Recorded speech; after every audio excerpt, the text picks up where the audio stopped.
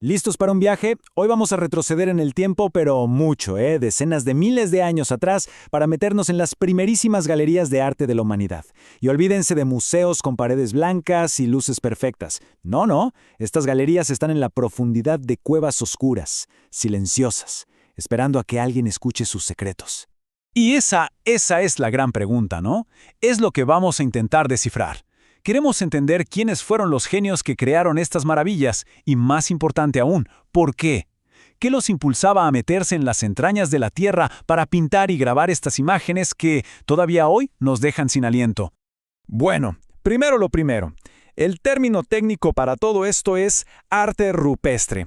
Y ojo, no es cosa de un solo lugar. Estas expresiones artísticas están por todo el planeta, desde España y Francia hasta Sudáfrica o Australia. Datan de una época en que los humanos modernos apenas empezábamos a caminar por el mundo. Durante muchísimo tiempo, la historia que nos contábamos sobre el arte prehistórico parecía, bueno, muy lógica, muy sencilla. Una historia que encajaba perfecto con nuestra idea de progreso. Y esa historia es la teoría de Leroy Gurhan, que fue la que mandó durante casi todo el siglo XX. La idea era súper intuitiva, ¿no?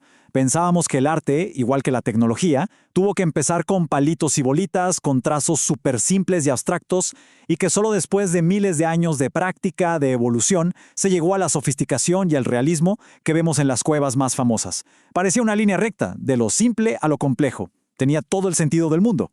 Pero entonces, ¡pum! En 1994, en el sur de Francia, unos exploradores de cuevas se encontraron con algo que lo cambió absolutamente todo. Descubrieron la cueva de Chauvet, y lo que había adentro hizo volar en 1000 pedazos esa historia tan bonita y ordenada. Aquí es donde la historia da un giro de 180 grados. Todo lo que la teoría decía que debía estar al final del camino, el realismo, la perspectiva, el movimiento, resulta que estaba justo al principio. Por la técnica todos pensaron, esto tiene que ser del final del Paleolítico. Pero la ciencia tenía otros datos. Cuando llegaron los resultados del radiocarbono, ¡guau! Fue un shock total. Las pinturas tenían unos 32.000 años. O sea, no estaban al final de la línea de tiempo, estaban en el punto de partida. De la noche a la mañana se convirtieron en el arte rupestre más antiguo de Europa y ya eran una obra maestra. Y para que nadie pensara que Chauvet era una excepción, un caso raro, la ciencia siguió trabajando. En la famosísima cueva de Altamira, en España, nuevas técnicas de datación confirmaron la misma historia.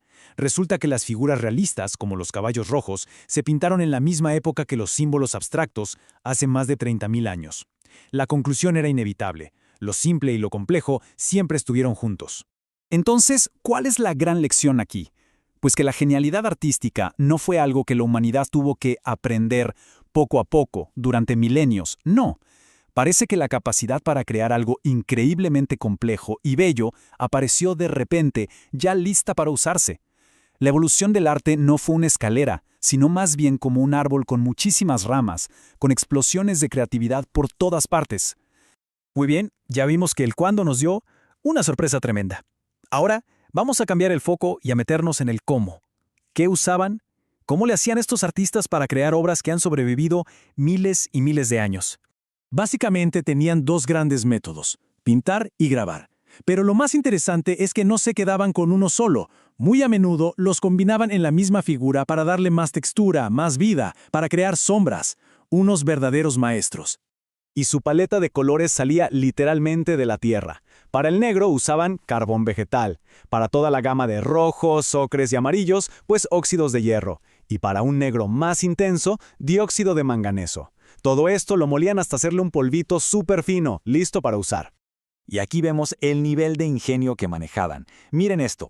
En lugares como la Cueva de las Manos, en Argentina, inventaron una especie de aerógrafo prehistórico. Imaginen la escena. Apoyaban la mano en la pared, casi siempre en la izquierda, lo que nos dice que probablemente eran diestros, y con la otra mano soplaban pigmento líquido a través de un huesito hueco. El resultado es esa silueta icónica, un yo estuve aquí, que nos habla después de 10.000 años. ¡Espectacular!